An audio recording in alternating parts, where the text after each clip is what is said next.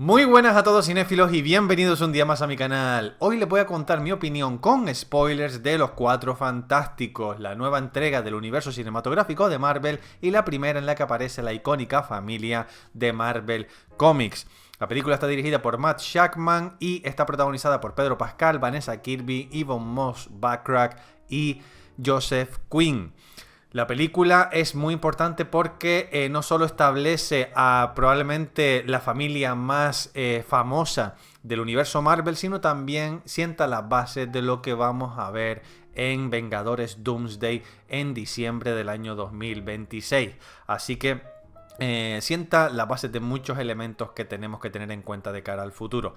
Lo interesante de esta película es que está bastante contenida. Es una película que no requiere de conocer elementos, episodios, películas anteriores del universo Marvel y que puedes ir a verla desconociendo todo tipo de detalles porque la vas a poder disfrutar de igual forma, ya que es una película que realmente no es de orígenes porque los superhéroes ya están establecidos en la película, al igual que ocurrió con Superman, que ya llevaba siendo Superman unos años, pues los Cuatro Fantásticos creo que ya llevaban 4 años siendo los superhéroes y salvadores del planeta Tierra.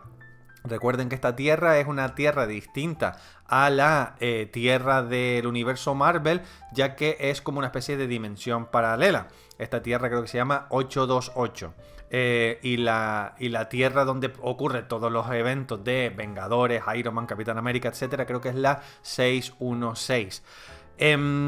La película, honestamente, y se lo voy adelantando, a mí me ha encantado y me ha sorprendido para bien porque creo que aquí Marvel está haciendo algo un poquito distinto. No es una película de orígenes al uso, aunque sí que se cuenta el origen de los superhéroes, pero lo hacen de una forma muy interesante y breve, ya que a través de un programa televisivo donde el presentador es Mark Gatiss, creador de Sherlock, se encarga de contarnos qué es lo que pasó con los superhéroes y cuál fue su viaje literal y personal. Me parece una forma muy interesante de agilizar el ritmo de la historia y de no tener que contarnos otra vez una historia de orígenes que ocupe a lo mejor un tercio de la película. La película tiene un ritmo, la verdad, bastante alto, siempre están pasando cosas. Algunos le achacan que la película podría ser más larga, que podría haber desarrollado mejor los conflictos y que va demasiado rápido. Yo no lo sentí de esa manera, sí que es una película que tiene bastante ritmo y que no se sienta aburrida en ningún momento, pero creo que la película también tiene momentos para respirar y los personajes tienen diálogos relativamente extensos donde la dinámica familiar queda muy clara y se profundizan aspectos como el amor, la moralidad, qué es lo correcto, cuáles son las prioridades, cuál es la necesidad que tiene cada personaje por sí mismo y luego también como dinámica de familia. Y yo creo que todo eso es digno de reseñar porque quizás Marvel no siempre se permite ese lujo que debería ser un mínimo que nosotros deberíamos exigir a estas películas porque ya llevamos muchos años de superhéroes y deberían de regalarnos como mínimo o por lo menos nosotros exigir un mínimo, ¿no? De cara a que los personajes sean desarrollados. Y es algo que yo valoro mucho en esta película porque tenemos 4 personajes protagonistas, todos tienen su conflicto, su viaje personal, tienen algo a lo que agarrarse para que brillen mínimamente. Y me gustaría ir en orden y vamos a hablar primero de Reed Richards, interpretado por Pedro Pascal, que creo que es un personaje muy distinto a lo que nos tienes acostumbrados, porque si tú lo ves como Joel en The Last of Us y aquí los personajes son totalmente distintos. Este personaje es mucho más cálido, también más nervioso, más inteligente, es inseguro, pero al mismo tiempo creo que demuestra cierta empatía. No es un personaje que por el hecho de que sea extremadamente inteligente y tenga un cerebro gigantesco no sea capaz de conectar con su familia, y claramente es su prioridad, aunque a veces esa parte más cerebral y de reflexión fría puede llevarles por un camino un poco más complicado en la dinámica de pareja, sobre todo con Sue Storm. Y yo creo que vemos otro color interpretativo, como suelo denominar yo, a Pedro Pascal, cosa que yo agradezco porque sí que reconozco a este Reed Richards, aunque por ponerle una pega, sí que me habría gustado ver a un Reed Richards no solo que esté escribiendo todo el rato cosas en una pizarra gigante, sino que también nos demuestre su inteligencia de otras maneras, no solo a nivel visual de las cosas que construye, sino también a través del diálogo. Y nos han regalado un Reed Richards un poco distinto a las anteriores versiones que habíamos visto, ¿no? La de Miles Teller y la de Ioan Gruffudd, porque creo que este Reed Richards tiene más demonios internos, ¿no? Es una persona más insegura y que claramente esos nervios a veces le pueden jugar una mala pasada, lo cual también lo hace un poco más humano, ¿no? Yo creo que un Reed Richards muy inteligente pero falible, creo que le aporta muchos más matices a su personaje. Luego tenemos al personaje de Sue Storm, que para mí es el corazón de la película y complementa a la perfección esa parte más fría y cerebral de Reed Richards. Y yo creo que el peso moral de la historia recae en Sue Storm, porque creo que tiene el corazón en el lugar correcto y sabe tomar las decisiones que quizás nos muestra la parte más humana de ese personaje y que quizás le falta un poco al personaje de Reed Richards. Por eso creo que esa complementación tiene mucho sentido y coherencia en la historia. Además, el conflicto principal de Sue Storm es enorme, porque casi toda la película gira en torno a ella y a su embarazo. Recuerden que esta es una opinión con spoilers, así que voy a hablar de elementos importantes de la película, así que por favor, si no han visto la película, no sigan viendo este vídeo, porque luego les voy a revelar cosas que les pueden joder la película. Sue Storm está embarazada, da a luz a su hijo Franklin en una escena increíble, probablemente la mejor escena de la película, y el conflicto claramente lo podemos observar a través de el interés de Galactus por Franklin, ¿no? Ahora les hablo sobre Galactus, pero me gusta cómo el hecho de que Sue Storm obviamente quiera proteger a su hijo sobre todas las cosas, no le impida ver la realidad, y es el hecho de que Galactus ha llegado a un acuerdo con los Cuatro Fantásticos, y es que si ella sacrifica, entre comillas, a su hijo entregándoselo a Galactus, pues la humanidad estará salvada. Ella no quiere entregar a su hijo, obviamente, y hay una escena muy bonita, muy intimista, aunque realmente la escala es importantísima, ¿no? Porque hay mucha gente que está escuchándola en ese momento fuera del edificio Baxter, ¿no? Que es donde ellos viven. Tiene una conversación con numerosas personas que están en la calle y que se estaban quejando de que ella debería de sacrificar a su hijo por un bien mayor, ¿no? Para salvar a todo el planeta.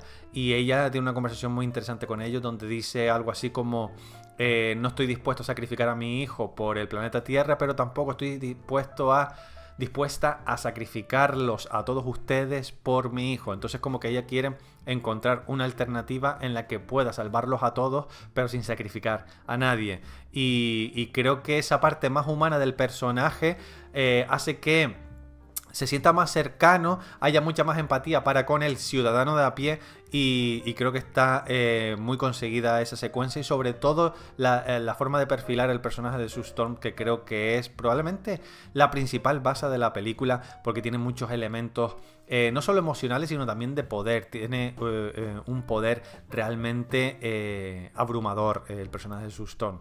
Luego tenemos a Ben Grimm, que principalmente su conflicto se basa en su apariencia, aunque creo que no lo profundizan lo suficiente. Sí que hay elementos visuales, de narrativa visual, que sí que nos dejan claro que él obviamente no se siente a gusto en su piel. Hay una escena en la que él se está viendo en televisión como era antes, ¿no? Como un ser humano normal, y luego la tele se apaga y observamos el reflejo de su rostro triste, como es realmente. Esos pequeños detallitos siempre se agradecen, ¿no? Y obviamente él empieza a desarrollar ciertos sentimientos o cierto interés en una profesora que está interpretada por Natasha Lyonne, y siente mucha inseguridad porque claramente su aspecto le genera mucho nerviosismo, y seguramente una parte de él siente que ella no se va a interesar por él porque luce como una roca. Pero aún así él es capaz de poner un pie delante del otro y acercarse a hablar con ella y generar una dinámica en la que verdaderamente pueda haber ahí la base de una posible relación de cara a la siguiente entrega de la saga, porque a los Cuatro Fantásticos los vamos a ver en Vengadores Doomsday y Secret Wars en los próximos 2 años, pero seguramente después de Secret Wars tendremos una segunda entrega de los Cuatro Fantásticos donde sí que podremos ahondar un poquito más en los personajes. Pero se agradece que por lo menos Ben Grimm tenga algo que hacer en la historia.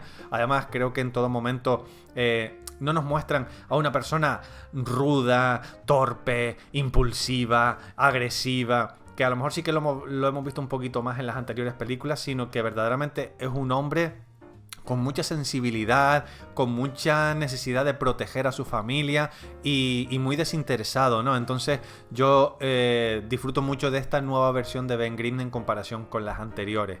Y ya por último, Johnny Storm, que siempre se le ha mostrado como este guaperas, que es muy mujeriego, ¿no? Le encanta ligar y que es muy guapete, pero también es como muy travieso, rebelde. En esta película creo que nos muestran a un Johnny Storm más maduro, con los pies en la tierra. Creo que ya lleva 4 años como superhéroe y es como una versión bastante más coherente con la edad que puede tener, que sigue siendo joven, pero creo que la dinámica familiar está mucho más consolidada con el embarazo de Sue y creo que es un Johnny mucho más comedido, con un crecimiento personal claro, y la película te da a entender ahí espolvoreándola en algunas secuencias, ¿no? En algunos diálogos, que él claramente ha sido un mujeriego en el pasado, pero está como un poco renegando de esa etiqueta que le tienen puesto todos, y que verdaderamente él lo que quiere es sentir esa aventura que sentía en el pasado antes del famoso accidente, porque a él le encanta viajar al espacio. Él es una persona también súper inteligente, que no solo aporta las llamas y su poder tan guay, sino que también es una persona que tiene mucho cerebro y que por eso forma parte de esta familia y es absolutamente esencial. Además me gusta que también tiene una trama secundaria en la que él claramente demuestra su inteligencia, porque es capaz de descifrar el lenguaje de Silver Surfer, y se lo trabaja de forma concienzuda para aportar algo positivo a la hora de intentar salvar el planeta, ¿no? Y yo creo que todos los personajes ponen su granito de arena, que no es solo Reed Richards o no solo Sue Storm, sino que todos, conjugándose entre sí, son capaces de llevar a buen término la misión en la que se han metido. Ya para ir terminando la parte de personajes, quiero hablar brevemente sobre Silver Surfer y Galactus. Si se dan cuenta, a casi todos le dan algo, ¿no? Por lo menos un conflicto, algo que los mueve. Y el personaje de Silver Surfer también lo tiene, ¿no? Lo vamos descubriendo sobre todo hacia el final de la película, pero observamos que Silver Surfer tenía una vida muy distinta a la que tiene actualmente. Ahora mismo funciona un poco como Gamora con Thanos, ¿no? Que es su killer personal, es la persona que se encarga de seguirle sus pasos y apoyarle en su misión. En el caso de Thanos era para conseguir las gemas del infinito, en el caso de Galactus es para alimentarse porque tiene un hambre voraz que no puede reprimir, y es ella la que le encuentra los planetas para que él los devore. Pero me gusta que claramente la dinámica entre Johnny Storm y Julia Garner le incita a Silver Surfer a despertar una parte de ella que había quedado dormida cuando fue arrastrada a los brazos, vamos a decir, de Galactus, y obviamente ella tenía una vida muy distinta y mucho más feliz en su vida original, pero ahora está supeditada a las necesidades de Galactus. Entonces ahí sí que me recordó un poco ese reflejo de Gamora y Thanos, y me gusta que la película le aporte un poquito de profundidad al personaje y veamos que verdaderamente ella está luchando contra sí misma y contra la misión que ha tenido que llevar a cabo durante quién sabe cuánto tiempo. Así que en ese sentido súper bien. Además los efectos visuales de esta película son una auténtica pasada. Creo que son de los más conseguidos del universo Marvel, sobre todo recientemente. No luce todo el rato todo digital, y yo creo que el acabado tanto de Silver Surfer como de La Cosa, de Ben Grimm, es espectacular. Y luego el caso de Galactus, obviamente es un villano más funcional, pero por lo menos sí que te explican, aunque no te lo justifiquen obviamente, sí que te explican por qué él está obsesionado con encontrar a Franklin e ir al planeta Tierra, etc. Porque él no quiere tener un hambre voraz y comerse los planetas. No es simplemente que él diga, no, quiero destruirlo todo a mi paso porque puedo. No va de eso. Simplemente él digamos que se ha visto forzado a vivir una vida de hambre voraz, por eso es tan gigantesco, y eso hace que esté obligado a comerse los planetas para poder sobrevivir, porque si no le genera a él mucho dolor, esa hambre, ¿no?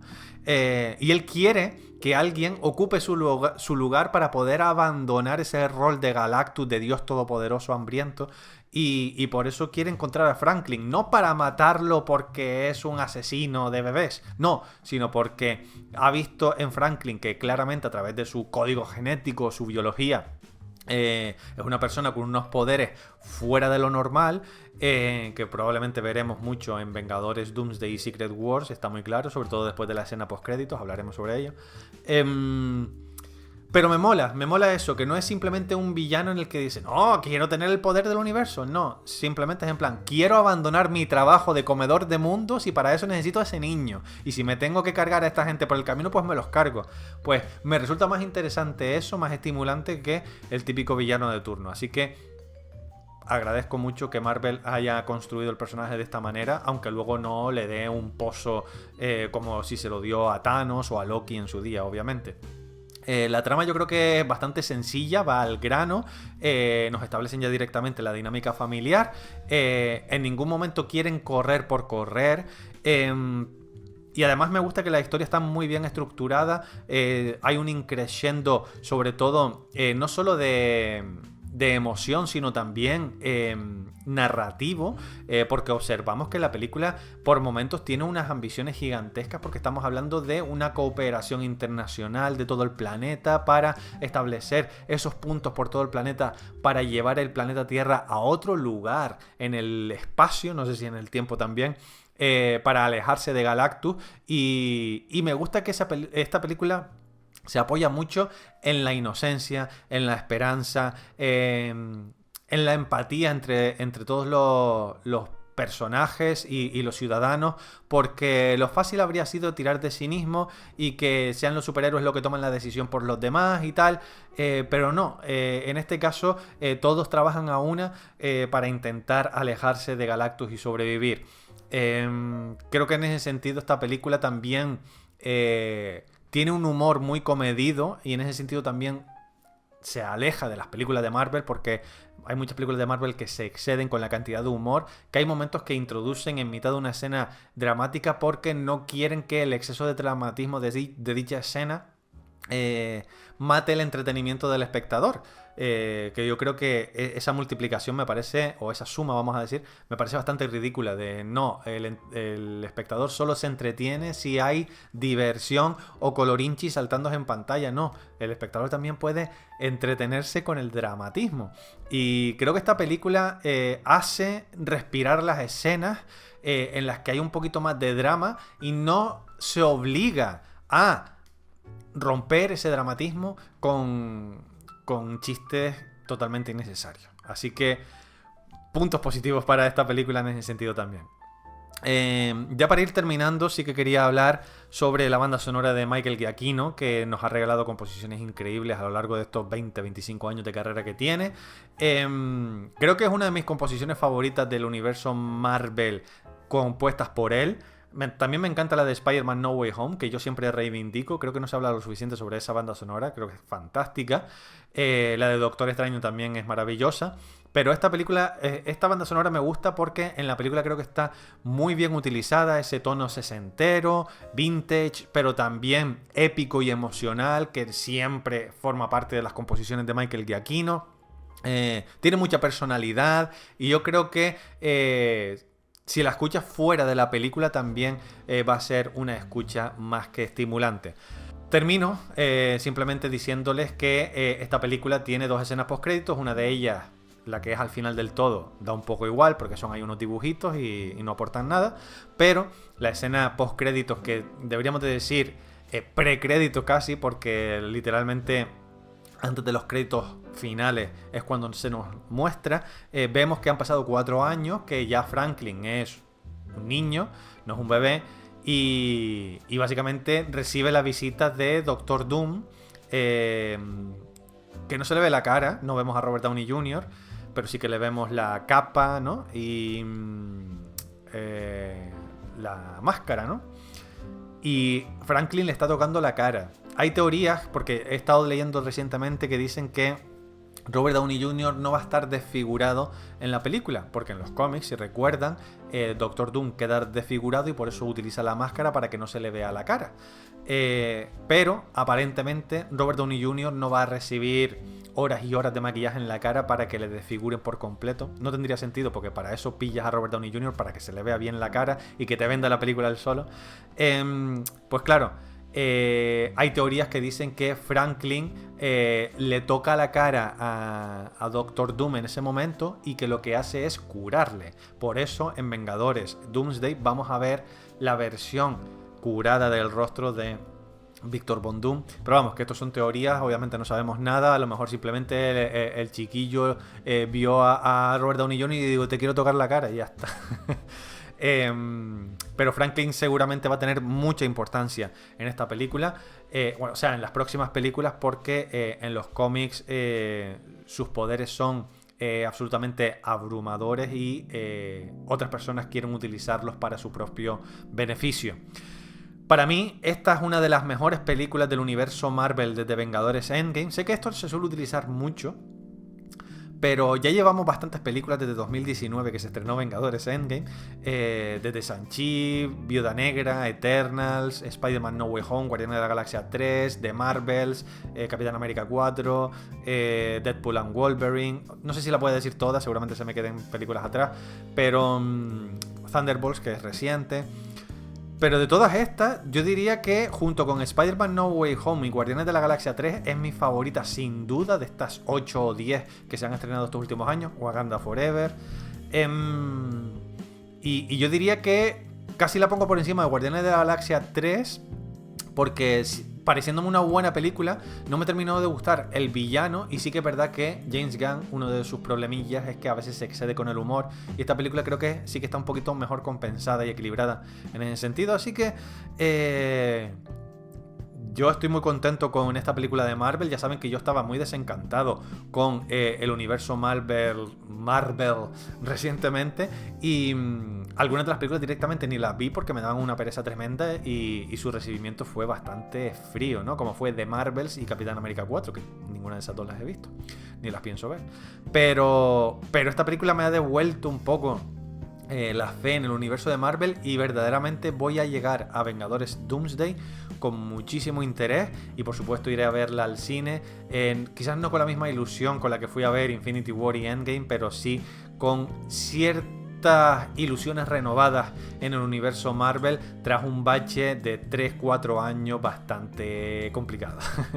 Así que nada, después de Thunderbolts, que me pareció una película más que digna, con elementos realmente notables, tenemos una Fantastic Four que me ha parecido sobresaliente en algunos aspectos. Visualmente creo que Matt Shakman aprueba con nota muy alta. Espero que vuelva al MCU y le tengamos en Cuatro Fantásticos 2, porque ha demostrado que él no solo sirve para hacer series de televisión, sino que tiene muy buen ojo para la composición de planos, de atmósfera y sobre todo el apartado visual de la película, que algunos blockbusters no se cuidan y esta película está muy cuidada, y creo que han sabido sacarla adelante en un presupuesto un poquito más bajo de lo que estaban haciendo últimamente, y eso les puede ayudar también en la taquilla, porque claramente esta película, que se ha estrenado este fin de semana y ha hecho 118 millones en Estados Unidos y 215 mundiales, creo, o 218,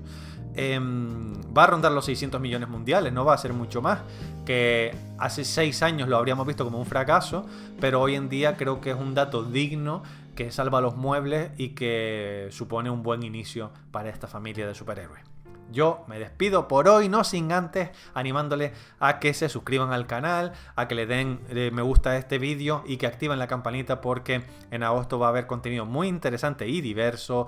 Va a volver Movie League al canal y espero que lo disfruten. Movie League es mi juego de preguntas sobre cine, y que con un poco de suerte, sí, se animan a hacerse miembros del canal, que está activado y que ya tienen vídeos exclusivos disponibles para ver, pues pueden participar en Movie League y formar parte de este canal de forma más cercana.